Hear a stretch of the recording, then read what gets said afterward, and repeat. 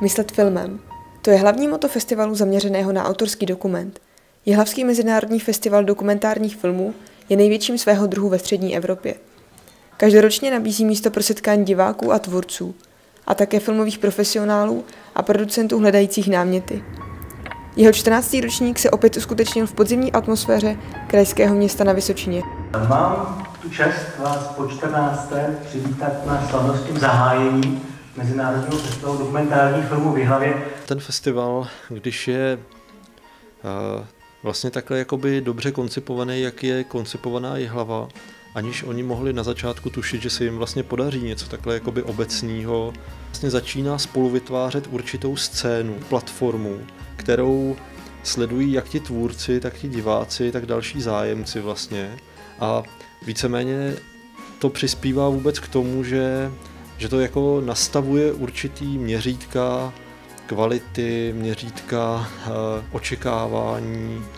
Stává se to vlastně výzvou, jak pro ty tvůrce, třeba tak i pro producenty, stává se to určitým jako referenčním bodem a stává se to v nejzazším důsledku i takovým jako motorem celého toho prostředí, že vlastně stojí za to určitý věci vlastně jako dělat.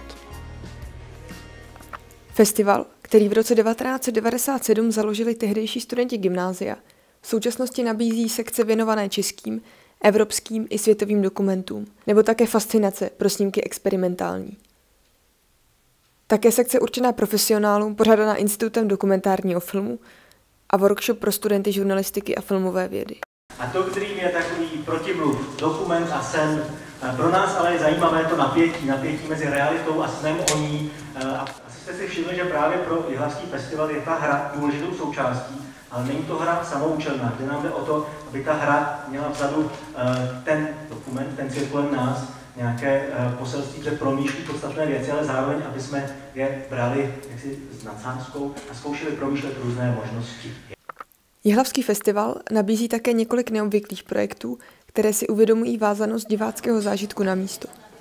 Dokument je ale formát, který původně vznikl pro televizi. Jakou má šanci v jiném prostředí? Patří dokumentární film do kina nebo do televize? A jaké místo může mít na festivalu? Ovlivňuje prostor, kde film sledujeme divákův prožitek?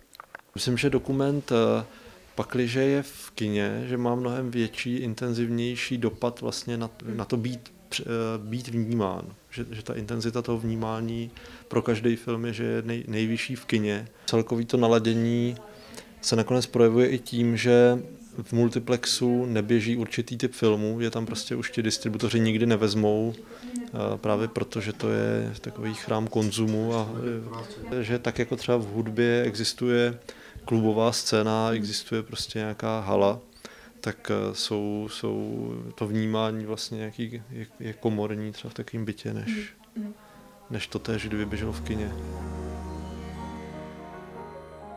Jihlavský festival nabízí možnost sledovat filmy i mimo kinosály. Můžete je vidět přímo v obývacím pokoji. Po rezervaci formou SMS dostanete v odpovědi kód, kterým je adresa bytu, jehož majitelé svolili k projekci u nich doma. Domácí atmosféra, přímé setkání s režisérem a možnost diskuze přináší další z netradičních forem sledování dokumentu. Na letošním ročníku již po druhé.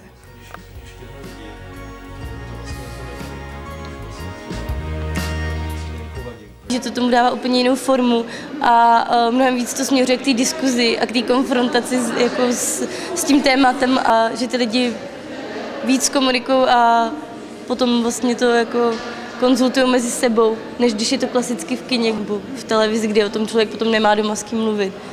Myslím si, že ve chvíli, kdykoliv ten film vykročí vlastně už jenom z toho kinosálu, takže už se stává vlastně jako performancí s mnohem širším přesahem.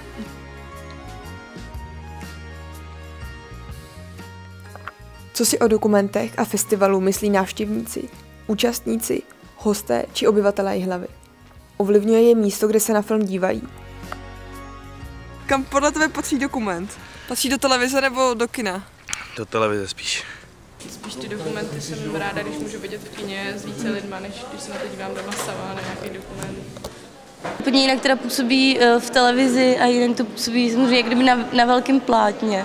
Nejvíc ho vnímám právě jako kdyby na tom festivalu, že člověk se setkává jako kdyby s různou tématikou. Potom prostě odjíždí s tím, že má v hlavě spoustu jako nápadů a myšlenek a a podnětů, který ho jako zase motivují přemýšlet o něčem dál. A to, jak se to vlastně spojuje, ty témata mezi sebou, tak to prostě vytváří něco jiného, než je to vyčleněný a je to částečně jenom v televizi. Rozhodně.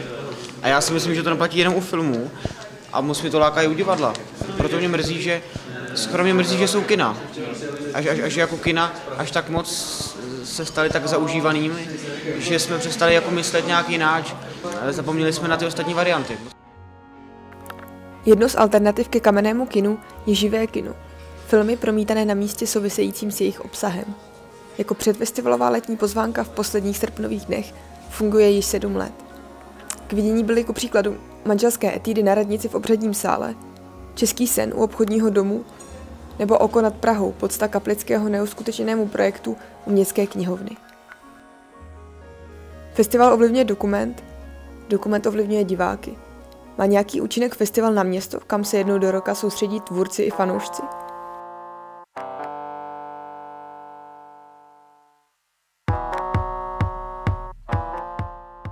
Na výzdobě města se podílel Juraj Horvát, výtvarník a autor plakátu pro festival. Jeho grafika využívá názvu města, také symbolu trychtýře. A ulice města protkly upravené vlajky. Cestu mezi festivalovými místy návštěvníkům pomáhá nalézt bílá čára namalovaná na zemi. To město ožívá, hlavně si myslím u takového města, jako je třeba Jihlava, malinkýho, kde najednou proudí davy a ta výzdoba to určitě zpestřuje to město. V loňském roce, kdy vlastně to bylo vidět hned už na nádraží, když člověk přijel, tak na něho dýchala ta atmosféra. Dokumenty na neobvyklých místech nejsou konečná. Doprovodný program festivalu čítá koncerty, divadelní představení nebo autorská čtení. Tradiční improvizační divadlo VO 105 obstarává také zahájení a zakončení festivalu. My tady máme takové klasické koženkové socha, no a samozřejmě, protože Karel Kraugartner, solista Příbramského divadla v Příbrami, tady 3 týdny nebyl. Karle, nemůžu se nezeptat, co je v Příbrami na vaší scéně nového. Dalším důkazem propojení města a duše festivalu je divadelní hra věnovaná významné jihlavské osobnosti Gustavu Mahlerovi, hudebnímu skladateli, kterému byl nedávno vystavěn park. Hra měla premiéru na festivalu. Soustředíme se.